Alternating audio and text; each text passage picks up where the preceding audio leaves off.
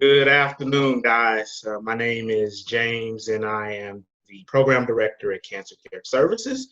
And we wanted to take this opportunity to provide you guys with some physical, nutritional, and mental tips to help us transition in these unique times that we're in. And so to help me with that, I would like to introduce to you our registered dietitian on staff, Caryn Fields, who is going to help us in sharing an easy recipe while we discuss adjusting and transitioning during COVID-19. Hey, Caryn, how's it going? Hey James, it's good to see you virtually. So as James said, I am Caryn. I am one of the registered dietitians on staff at Cancer Care Services.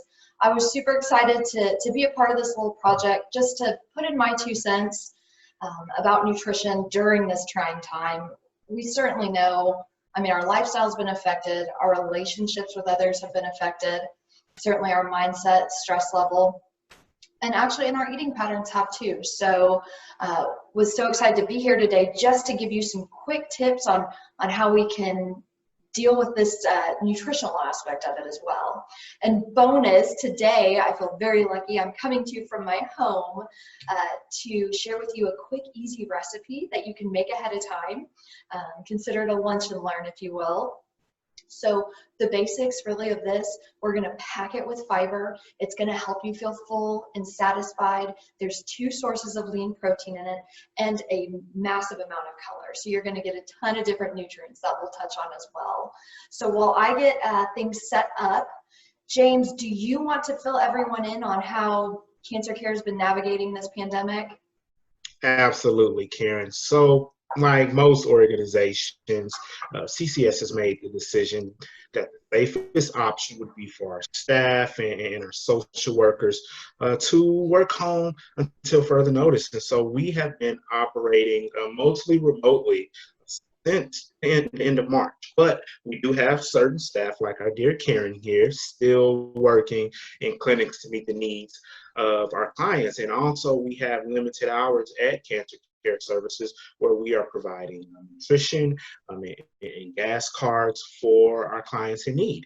But a majority of our services like case management, financial navigation, we are completing those services remotely. It's just a different ball game, a different time that we're in right now, but we have still discovered that we can effectively serve our clients, even though we've had to readjust how we deliver our service. Absolutely. No, James is right. I think like the rest of us, we thought this was going to be a short break. Let's go home, work from home for a week or 2, and we'll all be back. Yep. And we're quickly finding out this is a new lifestyle for us all. So we're all trying to adjust here. It's hard when we don't get to see each other face to face, but we're still finding you can run and operate a nonprofit this way. So to pivot back to the recipe, we're going to go ahead and start getting the base of this together. So for our base ingredient, this is about 3 heaping handfuls of any spring mix like bagged lettuce that you find in the grocery store. I love to use the dark green leafy, so this has a little bit of Swiss chard, spinach, and arugula in it. So really high fiber, low calorie, great source of vitamin K, which is a fat soluble vitamin, a good source of iron too. So a really good base for this.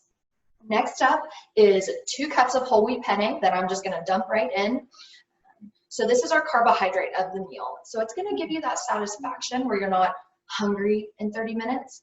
But with carbohydrate, that's something we all tend to overeat, right? So keep it to no more than 2 cups, all right? So no more than 2 cups, and the whole wheat is going to give you some extra fiber and a little extra protein.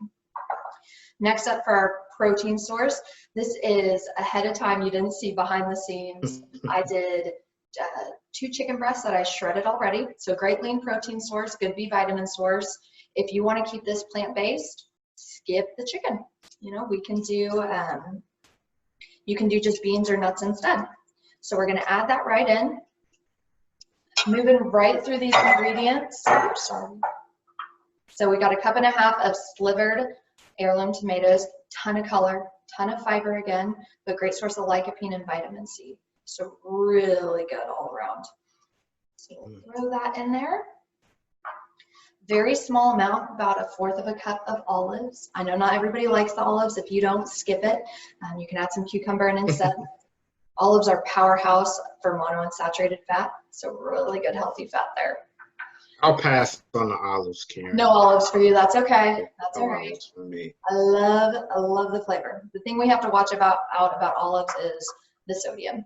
So rinsing them off real well and just using small amounts too. This is one of my favorite ingredients. It is roasted chickpeas. So 375 degrees for 30 minutes. I roasted them with garlic powder and rosemary. These are a great snack on their own. So you can eat them on their own or great in a salad. They're gonna add a nice little crunch to it. And then the last step, just some really fresh basil, just to give you a fresh flavor. So I'll start to mix that up, but let's jump into this. So James, what mindset strategies or mental strategies have you seen that's helped you during this time? You know, two things have helped. One, I had to reset my expectations.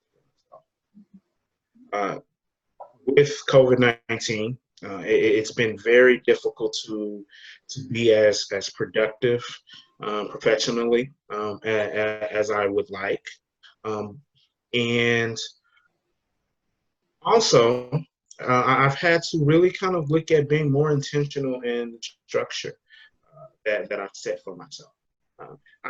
Having a routine, having a set schedule is known to be very good in terms of managing anxiety and managing depression. And so I have really had to write out my daily schedule as I would if I were working in the office. And then also just giving myself grace and saying, you know what, James,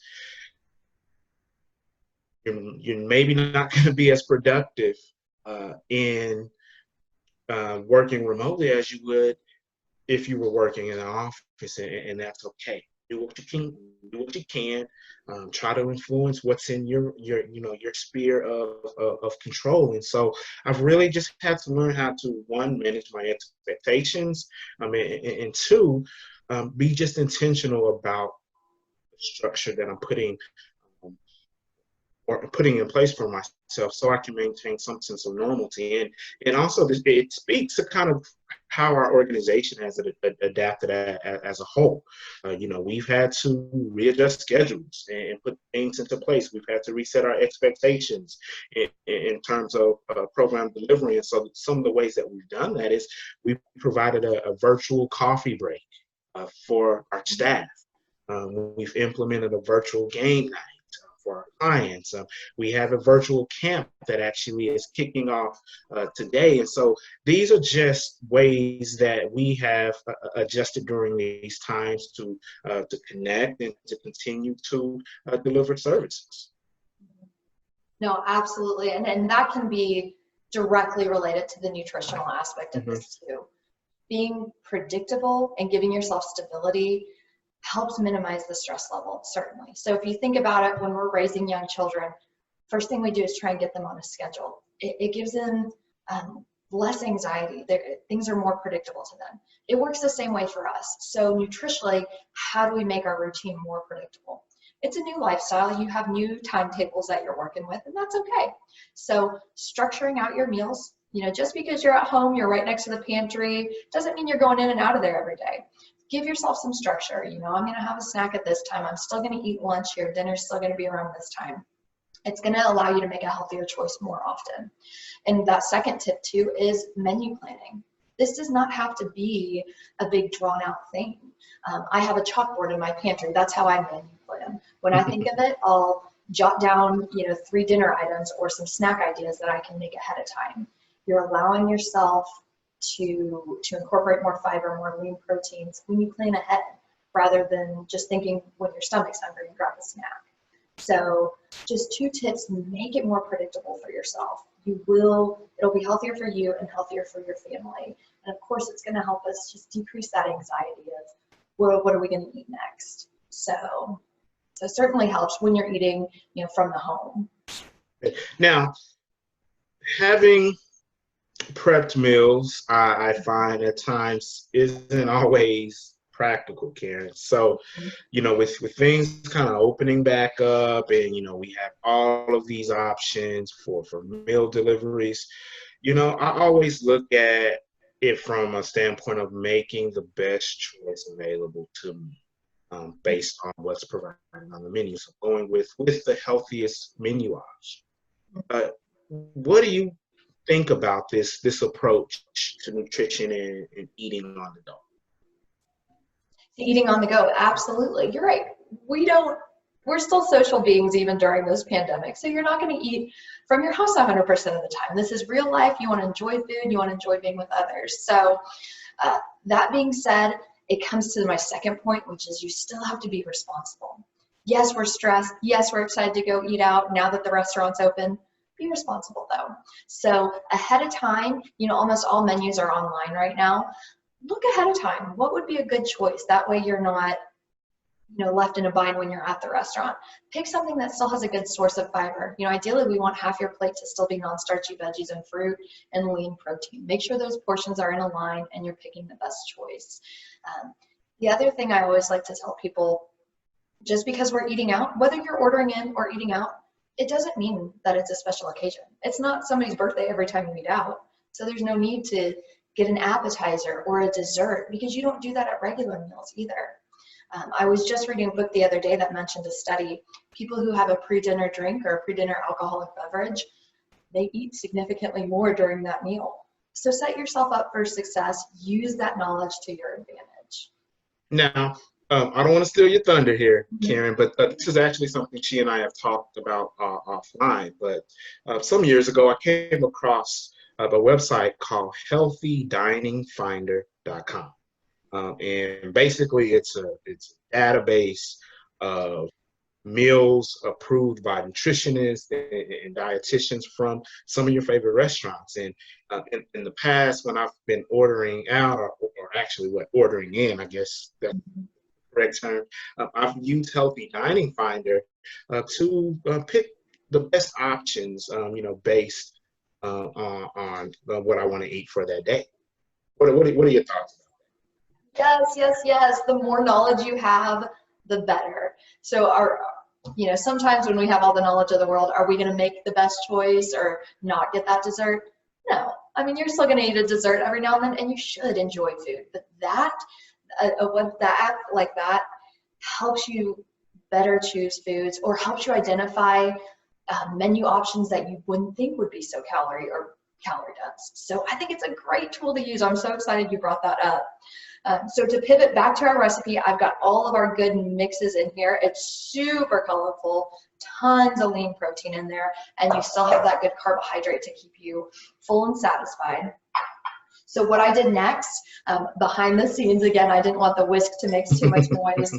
I made an easy homemade dressing. So what you'll notice if you go to the store, sometimes those dressings are a little bit more calorie dense, a little bit of added sugar or some extra sodium. This way we take the guesswork out of that. So if you have some extra time, few simple ingredients, we can throw them in there. This one called for, it's got about a tablespoon of Dijon mustard, which gives it a super great tang, a little bit of lemon juice, some garlic powder. No, I didn't add any salt into this. I just used some ground pepper because that tang from the Dijon mustard is tangy enough. And then just mixed it with it's about half a cup of olive oil, and you get a really nice, colorful, tangy flavor. A little bit goes a long way here, so we don't have to douse this in there.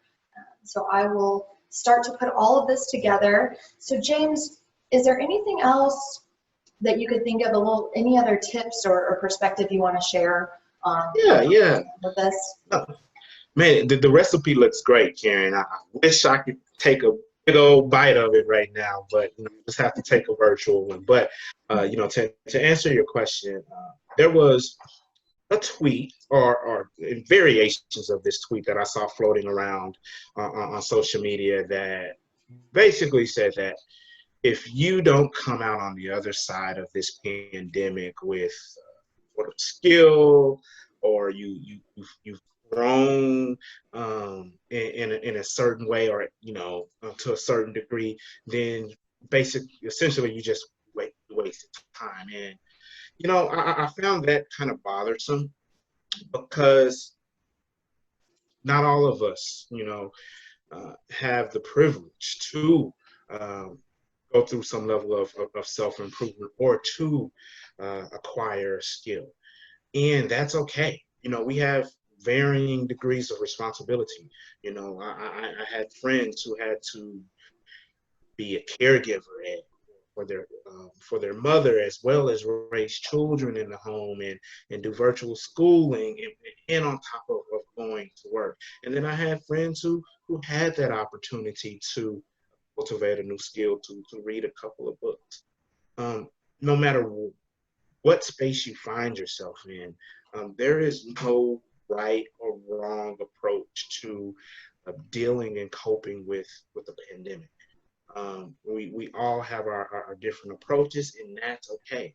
I think finding what works for you, what works for your household, ultimately it's what's important. And if you are struggling to adapt, reaching out maybe to a mental health professional or reaching out to family and friends and finding some way to connect may be a way to help you navigate during this.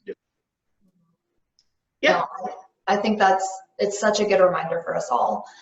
There's a quote out there that says, adversity is a terrible thing to waste. So if you are in a position where you can have some personal growth during this time, great, grab the reins and go. Maybe nutritionally that's meal planning a little bit often, or learning how to cook learning how to cook a new recipe, finding a new skill. Absolutely. But to your point too, not everybody's in that position. A lot of us are still struggling. So if you have the ability to help somebody else, I think we have the responsibility to. So nutritionally, what does that mean? Go help your neighbor who doesn't know how to order groceries online, or a friend that doesn't know how to cook, or is incapable of cooking. Bring them a dish. If you have time, go volunteer at the food bank or stuff backpacks for summer school kids who need food. There's so much opportunity out there where we can still help each other and feel connected. So that was a great point, James. I absolutely Great point, Caryn. Thank you for sharing that. And that recipe, from here, it looks a 10 yes. on my scale, and looks delicious. And I'd like to thank each and every one of you for coming out and spending this time with us today. I want to encourage, all of our clients, donors, community partners to check our website for client events and activities. And if you are a community partner, I encourage you to take a mission tour.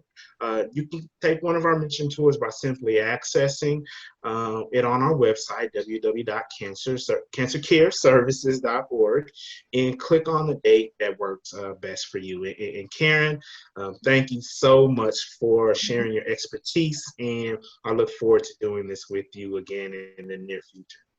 Yes, of course. It's good to see you again, James. Take care. All right, take care.